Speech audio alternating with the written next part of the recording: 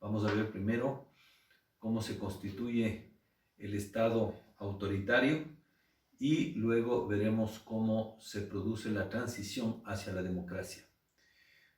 Quiero decir que hay dos figuras importantes en este periodo de los años 60. Por un lado está Fidel Castro, que es de alguna manera el que lidera una revolución radical, más radical inclusive que Bolivia o que México, y que da una salida revolucionaria a este largo proceso de transición populista. Y por otro lado tenemos a Salvador Allende, que es un gobernante que sube democráticamente, pero que también es derrotado por un golpe militar. Esas son las dos salidas, la salida revolucionaria y una especie de proceso fallido de las democracias latinoamericanas que se da primero en el 59 con la Revolución Cubana y después en el 73 con el golpe de Pinochet.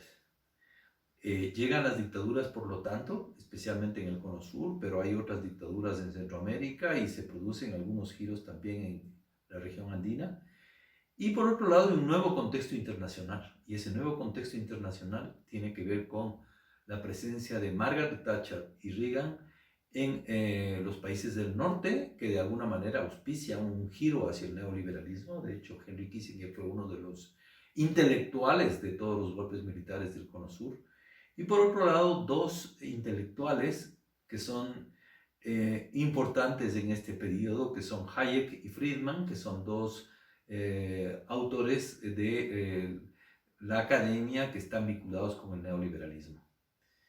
Este proceso dura aproximadamente unos 16 años, 20 años, y luego vienen las transiciones. Entonces se da, por ejemplo, el referéndum, el plebiscito en Chile, en donde triunfa el sí y es, digamos así, desplazado Pinochet y sube un nuevo presidente democrático de la democracia cristiana, Patricio Aylwin, y así también se producen otros cambios y transiciones. En algunos casos son refundaciones, como en el caso de Centroamérica, en otros casos son transiciones, como en el caso de Sudamérica, pero se dan distintas formas y modalidades de transición hacia la democracia en los países latinoamericanos. Ok, estamos viendo entonces ese periodo que avanza hasta, digamos, en los años 90 con el neoliberalismo, con cuatro temas básicos. Primero, la crisis, vamos a abordar por qué se produce la crisis del modelo populista y del modelo desarrollista en lo económico. Por otro lado, el Estado autoritario que se constituye en ese periodo y por otro lado, la doble transición que hemos llamado a este curso, doble transición hacia la democracia y el neoliberalismo. Hay un problema económico. El modelo de desarrollo impulsando la industrialización no logra ser sostenible. Y eso ya se revela en los años 70, pero tiene su crisis final con el pago de la deuda externa, con el cese del pago de la deuda externa en el año 82 con México. Es decir, hay un periodo a finales de los 70 y comienzos de los 80 en el cual se revela que este modelo de desarrollista ya está en crisis. Y está en crisis por varios factores, pero uno de ellos es precisamente la baja de los precios de los productos primarios, en los cuales América Latina tiene gran parte de su dedicación, ¿no es cierto? Y por lo tanto no hay los suficientes recursos para invertir en el desarrollo y el proceso de modernización económica de América Latina, lo cual trae un problema y es la deuda externa. Entonces, esos tres elementos están concatenados. Bajan las exportaciones, ¿no es cierto? No hay cómo sostener la industria y se lleva adelante un proceso de endeudamiento agresivo a finales de los años 70, pero un poco antes también. Y en esa coyuntura es que entran con fuerza los capitales extranjeros. Se produce una desnacionalización de la economía y una presencia de las transnacionales en nuestros países. Presencia que de alguna manera desplaza aquellas fracciones de la burguesía nacionalista que había sido parte de los procesos peronistas, del proceso de Getúlio Vargas en Brasil. La próxima clase vamos a tratar justamente el caso brasileño y vamos a ver cómo esos sectores son desplazados precisamente por el capital transnacional. Eso en lo económico, porque en lo político se produce precisamente la crisis del populismo. Los últimos gobiernos democráticos en el Brasil, por ejemplo, que es el país más grande de América Latina, es precisamente a través de los golpes de Estado que se producen en el Brasil. Caen Goulart, ¿no es cierto?, y otros presidentes del propio partido de Getúlio Vargas, de un partido populista, y se produce una inestabilidad en Argentina y con lo que he mencionado ya en el caso de Chile para los años 70, lo mismo sucede en el Uruguay. Una crisis del modelo populista, ¿no es cierto?, que tiene que ver también con varios factores. Y uno de esos factores es que las masas están presionando hacia un mayor radicalismo del populismo. Es decir, las masas les ponen a Getúlio Vargas entre la espada y la pared y dicen tenemos que ir hacia reformas mucho más profundas. Lo mismo sucede en la región andina con las fuerzas guerrilleras, lo mismo sucede en Chile con la Unidad Popular. Es decir, hay un proceso de radicalización de la sociedad que está exigiendo ir más allá del populismo, y el populismo se muestra incapaz de profundizar su modelo, ¿no es cierto? Presencia de movimientos insurreccionales, de fuerzas guerrilleras a nivel rural, a nivel urbano, ¿no es cierto?, que conmueven el orden latinoamericano y que quieren seguir, ¿no es cierto?, el modelo cubano, quieren seguir el proceso insurreccional cubano, ¿no es cierto?, y en ese momento las distintas clases sociales tienen que tomar posición. Y entonces los sectores financieros y monopólicos obviamente articulan una alianza con los grupos de la burguesía nacional que están dubitativos, con las clases medias de algunos sectores populares, para resistir a este avance progresista. Y eso es lo que hace, ¿no es cierto?, que se constituya un bloque que de alguna manera justifica los golpes de Estado con un papel activo de las Fuerzas Armadas, ¿no? Es decir, movimientos obreros, ligas campesinas, movimientos estudiantiles radicales, habitantes de las favelas, habitantes de los barrios populares, los cordones industriales de Chile, que quieren radicalizar el proceso populista, ir más allá, pero que encuentran, digamos así, un tope con la reacción de los sectores monopólicos y de ese bloque reaccionario que respalda a las Fuerzas Armadas en este cambio. Se produce, por lo tanto, la crisis de este modelo que hemos analizado hasta este momento. Un modelo que está sustentado básicamente en el proyecto de modernización, de industrialización por sustitución de importaciones con un mercado interno, un actor fuerte que es el Estado, ¿no es cierto?, que desempeñaba un rol importantísimo para reconocer las conquistas y los derechos de los sectores obreros y populares, ¿no es cierto? Se produce un descalabro de lo que significa ese estado de redistribución, de justicia social que hablamos en el caso de Perón con esa consigna sobre la justicia social, el reconocimiento de los derechos laborales, el reconocimiento de los derechos políticos. Todo ese Estado y esa democracia que había sido impulsado por el populismo, pues llega a un tope, ¿no es cierto?, y también se descalabra esto que había sido la alianza de los 50 años del movimiento populista, que es una alianza entre sectores obreros y campesinos fundamentalmente, pero que tenía una presencia importante de sectores medios, sectores militares, etc. Entonces, esta matriz nacional popular, ese triángulo que habíamos analizado con Svampa, pues se quebranta, ¿no es cierto? Se da una ruptura, por lo tanto, de la matriz sociopolítica y en ese sentido, ¿no es cierto?, se produce un cambio de matriz que tiene que ver básicamente con la constitución de una nueva forma de régimen político, ¿no es cierto?, con un nuevo modelo que implica, por un lado, la desindustrialización, que implica el predominio de los sectores financieros, que implica el predominio de los sectores exportadores, ¿no es cierto?, pero también una fuerte transformación, ¿no es cierto?, de la estructura social. Estamos hablando, por ejemplo, en el caso de Bolivia, la desestructuración de todo el sector minero o en el caso de Argentina, la desestructuración de la industria nacional, lo cual significa que los obreros se van a su casa o los obreros se constituyen en una población precaria. Y lo mismo sucedió en el Ecuador en los años 70, finales de los 70, comienzos de los 80, es decir, todo el sector industrial prácticamente se desmanteló, ¿no es cierto? Este cambio implica profundas transformaciones en la estructura social, pero además una nueva relación entre el Estado, la sociedad y el mercado, con el predominio del mercado, con el predominio del sector privado, ¿no es cierto? Y también con un nuevo sistema político que, como hemos visto, tiene primero una forma dictatorial. Las dictaduras se producen, como yo les he dicho, básicamente, bueno, habían algunas dictaduras viejas como la República Dominicana, como Paraguay, pero el proceso fundamental se produce desde el año 64 en Brasil, luego vienen las dictaduras en Bolivia, las dictaduras en Argentina y luego las dictaduras en Chile y en Uruguay. Es decir, estamos hablando de que de finales de los años 60 ya prácticamente toda América Latina, excepto tal vez Costa Rica y Colombia, Venezuela, estaban en dictadura, ¿no es cierto? Cosa que avanza hacia los años 70 y 80, ¿no es cierto? Al principio fueron golpes militares típicos, pretorianos, y después sí fueron gobiernos autoritarios establecidos por la seguridad nacional, ¿no es cierto? Institucionalizando la represión, ¿ya?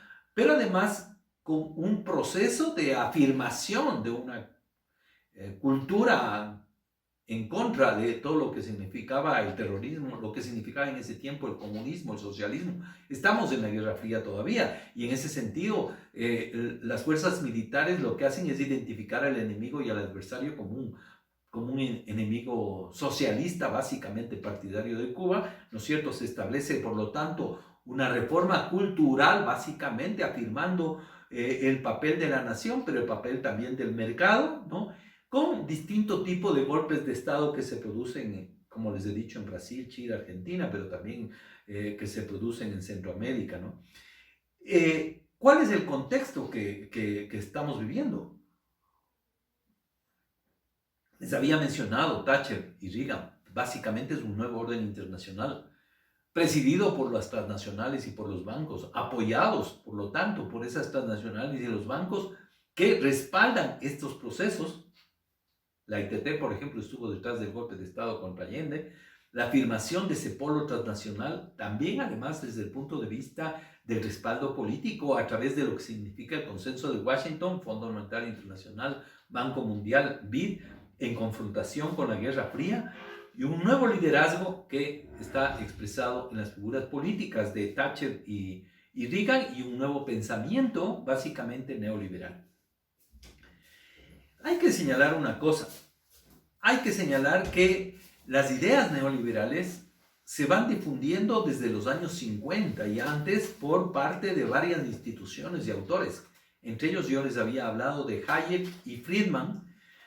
Por ejemplo, tienen una sociedad que se llama Monte Pelerin, que es una sociedad, un think tank que se crea en Suiza, el Instituto de Economía en Gran Bretaña con Anthony Fisher, el Atlas Economic Research que tiene con Friedman en Estados Unidos. Es decir, son think tanks que producen ideas, ¿no es cierto?, que luego se difunden en el público, que se articulan además con una serie de centros. Fíjense ustedes que para los años 60, finales de los años 60, habían 200 centros coaligados con la difusión, la producción y la difusión de la ideología neoliberal en 67 países. Este fue el trabajo tan al detalle que hicieron estos autores, ¿no es cierto?, para difundir pensamiento neoliberal vinculado con las universidades. Por ejemplo, la Universidad Católica de Chile fue precisamente una de los centros que se articularon con los Chicago Boys. Fueron los que primero mandaron a estudiantes chilenos para que estudien en Chicago, ¿no es cierto? Pero así hubieron muchísimos centros en América Latina y además con medios de comunicación. Entonces, el neoliberalismo tiene una estrategia clara de difusión mediática y de transformación cultural. Hay una autora muy interesante en Argentina, ¿no es cierto?, y otra en México, Diana Fuentes, que hablan básicamente de un neoliberalismo cultural, de cómo se va articulando una ideología neoliberal con una serie de ideas sobre la empresa, sobre la capacidad individual, sobre los méritos privados, que en definitiva se difunde a nivel internacional. El pensamiento neoliberal no solamente es un pensamiento académico, también se difunde como parte del sentido común. Pero al mismo tiempo que se produce ese nuevo contexto internacional, también hay una rearticulación del bloque en el poder. La gran burguesía, hemos hablado, vinculada con los sectores terratenientes, con los sectores de las Fuerzas Armadas y con una tecnocracia, con los Chicago Boys, ¿no es cierto?, que tienen además apoyo de algunos sectores de la iglesia en algunos países, sectores medios, y con el respaldo norteamericano, ¿no es cierto? Por un lado, este nuevo bloque en el poder, pero por otro lado, la presencia de los militares que se han formado en la seguridad nacional, ¿no es cierto?, vinculados con la Escuela de Formación de los Estados Unidos en Panamá, ¿ya? Y los grupos tecnocráticos que de alguna manera dan línea y orientan a este bloque, ¿no? Este bloque además implica una transformación del Estado, ¿no? Una transformación porque el Estado deja de intervenir en la economía con un papel proactivo para, digamos, establecer más bien un rol de regulación de lo que tiene que hacer el mercado y lo que tiene que hacer la empresa privada, ¿no es cierto?, reorganizando además el espacio político, es decir, el Estado cumple otra función, pero al mismo tiempo se reorganiza el espacio político y hay un proceso, ¿no es cierto?, de institucionalización de la represión. Es decir, estamos hablando de un Estado que básicamente se afirma en la coerción. En el caso del Ecuador, por ejemplo, poco tardíamente, las reformas neoliberales que se hicieron tenían que ver con liberación comercial, ¿sí?, tenían que ver con la desregulación del mercado financiero. Dají todavía sigue escribiendo en El Universo, planteando precisamente esto, que los bancos tengan absoluta libertad para establecer sus reglas de juego en lo que significa los préstamos, el crédito, los ahorros, liberación de las cuentas de capital, ningún control para las empresas, reforma tributaria, es decir, se establece un nuevo sistema impositivo con mucho más beneficios para los sectores grandes de la industria, de las empresas, ¿no es cierto? Privatizaciones. Estas son algunas de las reformas que se establecen como parte de este nuevo modelo económico, con un nuevo papel del Estado, con una nueva ideología que tiene que ver con la seguridad nacional, ¿no es cierto?, y con un nuevo sistema de represión para, bueno, estamos hablando de todo lo que significó la represión en el sur, especialmente en el cono sur, que tiene que ver con ejecuciones, con asesinatos, con persecución, con cárceles. Hay toda una generación que prácticamente sacrificada en este periodo, ¿no es cierto? Esto es precisamente el Estado autoritario que pinta O'Donnell, ¿no? En ese sentido, este Estado autoritario, que es el que en definitiva rompe el bloque ese de fuerzas que habíamos analizado anteriormente con el populismo, comienza a votarse ya a finales de los años 90, especialmente por varios factores. Por un lado, por la agitación política, por el movimiento de los derechos humanos, pero por otro lado también por la presión de algunos sectores que decían ya basta, ya es necesario ir hacia un régimen más democrático, con apoyo también, transformaciones que se producen en la política norteamericana con la presencia de Carter, y entonces se impulsa un proceso de negociación entre los sectores militares con los sectores civiles que llegan, digamos, a establecer un nuevo sistema político que, digamos, deje atrás las dictaduras y que lleguen a la democracia representativa. Esto es un poco lo que llamamos la doble transición, porque al mismo tiempo se mantienen las políticas neoliberales de parte del Estado y por otro lado, ¿no es cierto?, se desarrolla una serie de cambios en el sistema político que tienen que ver con el establecimiento del régimen democrático. Elecciones, independencia de poderes, presencia del sistema parlamentario. Aquí, en esta doble transición de la democracia con presencia del neoliberalismo, se produce algo que la señora Evangelina Daniño en Brasil habla de confluencia perversa, porque hay una serie de sectores democráticos populares que también están, digamos, apareciendo en el espacio político y que están reclamando, lo que veremos en la próxima clase, la presencia de las fuerzas populares en el espacio político. Elecciones directas, por ejemplo, que sería la consigna que haría el Partido de los Trabajadores con Lula, que será el tema que veremos en la próxima clase. Les pediría en ese sentido, ¿no es cierto?, que ustedes revisen el documental que les estoy recomendando de Manuel Garretón, que es un académico, un sociólogo chileno. Él precisamente hace una revisión desde el punto de vista académico de todo este periodo de la crisis del modelo populista y precisamente la presencia de nuevas tendencias que se producen luego del inicio de la democracia, ¿no es cierto?